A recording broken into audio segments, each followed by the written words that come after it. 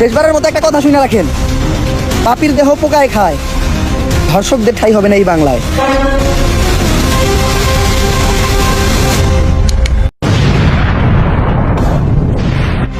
Sir, এটা আপনি কি করলেন? আর মানে কি আপনি হারকিউলিস, কিন্তু কেন স্যার? ঘটনাটা কিছু বছর আগের।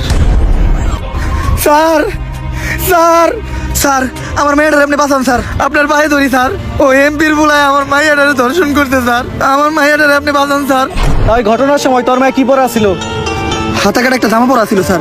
তাইলে তো ঠিকই আছে, উল্টা পাল্টা জামা পরে রাস্তাঘাটে মেয়ে ছেড়ে দিলে মেয়ে তো দর্শন হইবই। বাইরে বরকা বেরো নেই, কে বেরো না। কিন্তু স্যার, আমার মেয়েটার তো মাত্র 6 বছর। আচ্ছা, আপনি বাসায় যান, এমপির সাথে কথা বললে আমরা একটা ব্যবস্থা করতেছি। স্যার আপনারাই পারবেন স্যার, আমার মেয়েটার বাঁচান স্যার। সকাল সকালে তো জরুরি তলব। এমপি সাহেব, আপনার পুলায় তো 6 বছর একটা মেয়ের লয় ঘটনা ঘটিয়ে লাইছে। বিষয়টা জানাজানি হলে পুরো একটা ঝামেলায় বেড়ে যাবেন। আপনি অন্তত মেয়ের আমার কাছে দেন, আমি বিষয়টা ম্যানেজ করতেছি। এসপি, ঘটনা তো আরেকটা আসে, আমার পোলায় তো মেয়েটারে মাইরা লাইছে। কোন কি? আপনার পুলায় তো একটা জানোয়ার। এখন দেখেন বিষয়টা জানাজানি হলে আপনার পুলার কি অবস্থা হয়। এসপি, তুই কি উন্নতি জানি চালাস?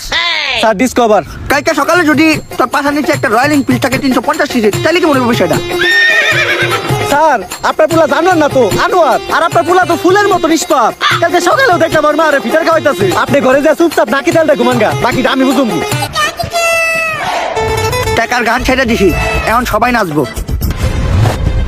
শহরের বাচ্চা বড় লোকের টিয়া দেখলে হুশ থাকে না, ধান্দা পাইছো? নিজের মেয়ে কই যায় না যায় ঠিক ঠিকানা নাই, ব্যাগ দুষ চাপিয়ে দাও এমপির ওই নিষ্পাপ পুলার উপর। তখন মতো ফকিনিরে আমার খুব ভালো করে চিনা আছে। স্যার, এই কথা কইেন না স্যার, আমি জানি স্যার ওরা আমার মেয়েরে মাইরা লাইছে। স্যার, অন্তত আমার মেয়ের লাশটা আমার ফেরত দেন স্যার, আর কিছু আমি চাই না স্যার। ওই আর একটা কথা কইলে তোর মেয়ের মার্ডারের মামলা একবার তোর নামে বইরা দিমু। স্যার স্যার স্যার, আমি অভিশাপ দিতেছি, একদিন এই পাপি দেহ পোকায় খাইব, ধর্ষকের বিচার এই বাংলায় হইব।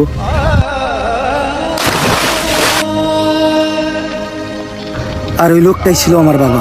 তাই ওই দিন থেকে আমি চিন্তা করি, এমন কিছু করবো, ধর্ষণ করার কথা কেউ চিন্তা করলো ভয়ে তার বুক কাইপা উঠবো। আর হয়তো আর কেউ ছোট্ট একটা নাম, কিন্তু এটা ধর্ষকদের জন্য বিশাল একটা আতঙ্ক। আজ বাংলার মানুষ জানে কেউ একজন তো আছে যে ধর্ষকদের শাস্তি দিবে। কিন্তু স্যার, আপনি আমাকে এসপি স্যারে মারলেন কে? যে অপরাধ করে আর যে অপরাধ করতে সাহায্য করে, তারা দুইজনেই সমান অপরাধী। কিন্তু স্যার, আপনি যে ওদের কাছ থেকে ঘুষ নিলেন, এটা কি অপরাধ না? এই টাকাগুলো আমি যাদের কাছ থেকে নিয়েছি সবাই অপরাধী। আর এই টাকাগুলো দিয়ে আমি কি করবো জানোস? এই টাকাগুলো দিব আমি ওই প্রত্যেকটা পরিবারে যারা ওদের করা ভুলের কারণে তাদের মেয়ে হারাইছে। হয়তো আমি তাদেরকে তাদের মেয়ে ফিরাই দিতে পারবো না, কিন্তু তারা যাতে তাদের মেয়ের দুঃখ ভুলায় সামনে একটা সুন্দর জীবনযাপন করতে পারে, তার জন্যই আমার এই ছোট্ট উপহার। স্যার, এতদিন আমি আপনাদের ভুল বুঝছি, আপনি আমার মাফ করে দিন। ব্যাপার না জিল্লু, এটা বোঝার জন্য তোমার ফাঁক ইউ। স্যার, এটা ফাঁক ইউ না, এটা থ্যাংক ইউ হইব। ও সরি। তাইলে তো স্যার আপনার কাজ শেষ, সব দর্শকদের তো শাস্তি দিয়েই দিলেন। জিল্লু, কাজ শেষ হয় নাই, শেষ আরেকটা কাজ বাকি আছে।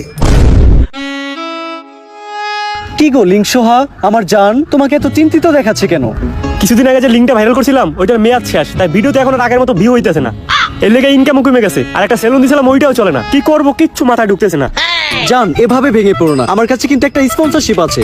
কি বলো স্পন্সরশিপ? এই সময় তো এইটাই দরকার ছিল। কিসের স্পন্সরশিপ? জুয়ার। কি জুয়া? তো তোমার কি মনে হয় আমাদের মতো মানুষটা কি বড় কোনো ব্র্যান্ড স্পন্সরশিপ দিব? পেমেন্ট কত?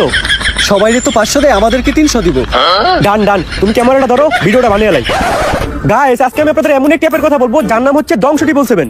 এটি এমনই একটি অ্যাপ যে অ্যাপে আপনারা ডিপোজিট না করলে বুঝতেই পারবেন না যে মানুষ দংশ কি করে হয়। তো এখনই আমাদের বাড়িতে দেওয়া লিংকে যান আর পুঙ্গা রাখান। এই টাইমে আবার কি ডাইলো?